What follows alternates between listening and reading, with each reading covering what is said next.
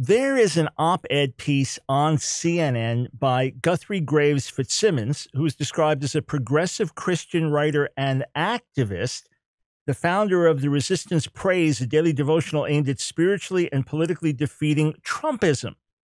And he has an article on CNN, Christianity's Future Looks More Like Lady Gaga Than Mike Pence.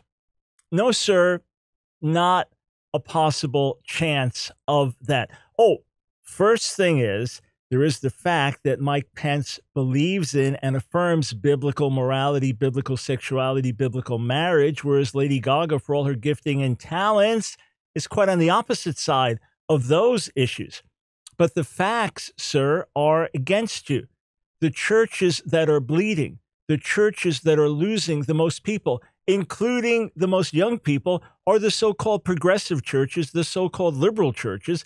And the churches that are growing in America and around the world are the churches that hold to biblical values, that preach Jesus, that hold to biblical sexuality, and that don't compromise on the message. Is it just a coincidence that the fastest, largest growing churches around the world, including in America, hold to conservative biblical values rather than so-called progressive values? And if you were to dig a little deeper, surveys have been done internationally, but let's dig a little deeper.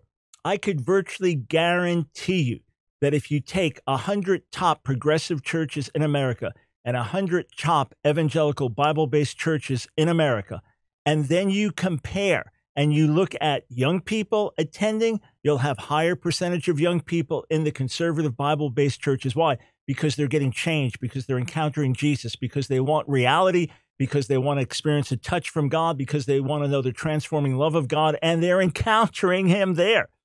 Also, if you dig a little deeper, here's what you'll find.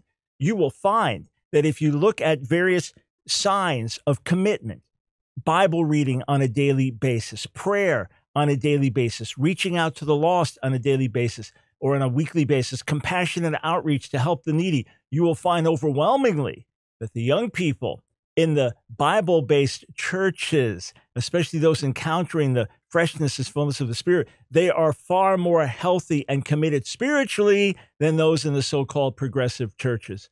Watch and see.